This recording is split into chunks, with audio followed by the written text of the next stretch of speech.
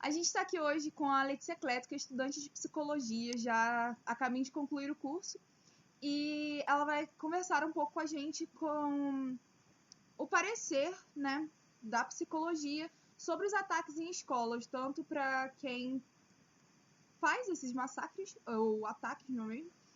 Tanto para quem sofre com eles, e não fica apenas nas vítimas que vêm a óbito.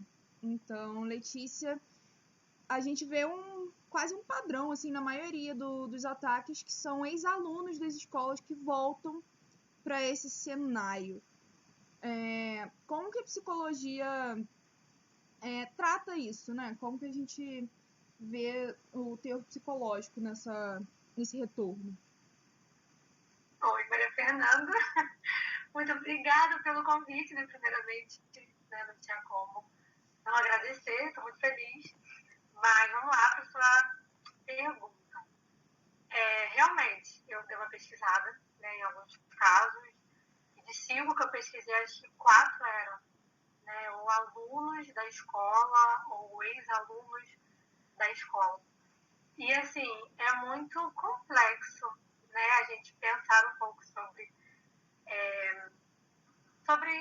esse cenário em si, né? O que faz, né, esses alunos terem esse comportamento, esses ex-alunos terem esse comportamento? Será que é bullying? Será que eles estão se vingando? Pode ser. E pode ser tantas outras coisas, né? E eu queria citar uma pessoa, que é o Daniel Siegelman, do livro Cérebro Adolescente, Cérebro da Criança também.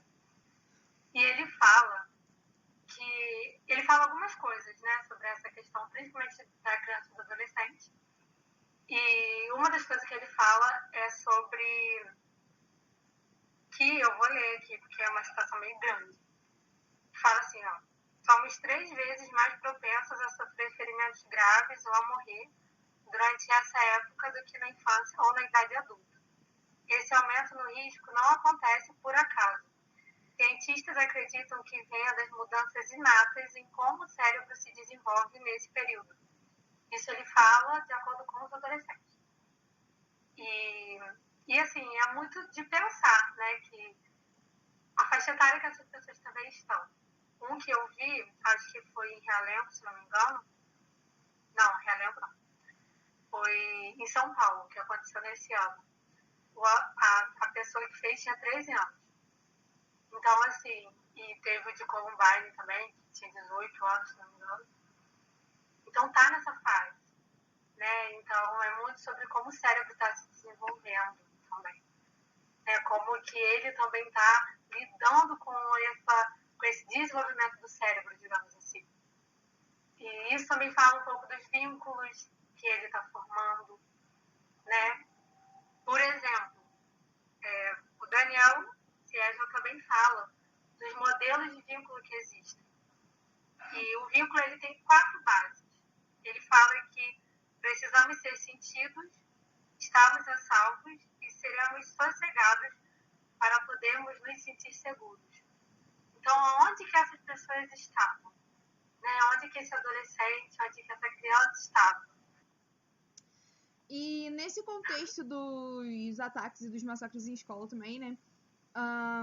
Para a perspectiva psicológica, além dos atiradores ou, enfim, né, que busquem outras armas para cometer esse tipo de crime, esse tipo de ataque, como que fica literalmente a cabeça das vítimas, já que vítima é além do falecimento, né? Sim, é um ponto muito importante que você tocou, principalmente no seu último ponto, que as vítimas não são só, né, a pessoa que falece, né? E é importante a gente pensar em quem são essas vítimas. Né? Eu vou pegar o caso do Blumenau, que é o que, para mim, é o mais recente. E, enfim, é interessante a gente pensar, né, nesses pontos. Então, vamos lá. Uma vítima é a criança que presenciou a cena. Poxa, a amiguinha dela estava brincando no parquinho e nada foi morto. Como vai ficar isso para a criança? Sabe? meu amigo estava fazendo nada de errado. Aí do nada ele foi morto. Surgiu uma pessoa e matou ele. A professora que viu aquilo ali não pôde fazer nada. Né? Se ela fosse defender, o que iria acontecer? Né? E como que fica essa professora? Como que fica a diretora também? De que há a possibilidade das pessoas culparem ela. De como assim não tinha segurança na escola? Né? E ela ser responsabilizada pelas mortes que aconteceram. E como fica também os pais das crianças que faleceram, né? Ou se machucaram, né? Porque em alguns casos teve crianças que foram mortas e crianças que foram machucadas. Né? Então, como ficam esses pais? E como ficam também os pais das crianças que presenciaram a cena? E por último, mas não menos importante, como ficam os pais do criminoso?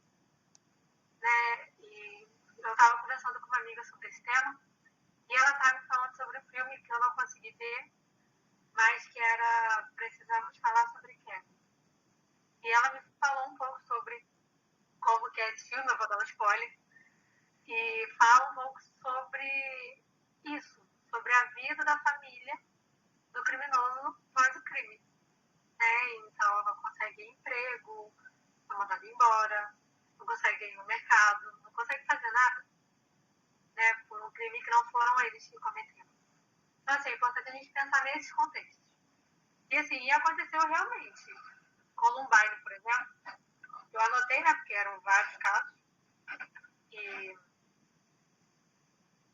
o de Realengo. Acho legal que falava de Realengo também. Que teve uma mãe que falou: só em falar eu consigo voltar para aquele dia e ouvir os gritos. Teve uma sobrevivente que falou: vi meus amigos morrerem na minha frente. Conhecia todas as vítimas. Até hoje tenho pesadelos desse dia. Então, assim, é muita gente pensar para as vítimas para além da pessoa que faleceu. Né? E como que estão essas pessoas? E aí a gente entra nos transtornos que podem ser desencadeados. Um deles é o transtorno de estresse pós-traumático. Isso pode acontecer com uma professora, por exemplo, de nunca mais querer voltar para a sala de aula depois do que aconteceu. Entende? Então, assim, isso realmente traz um trauma. O nome fala, um transtorno de estresse pós-traumático. Então, é depois do trauma que acontece. Outras coisas também, né? Ansiedade generalizada, depressão, síndrome do pânico,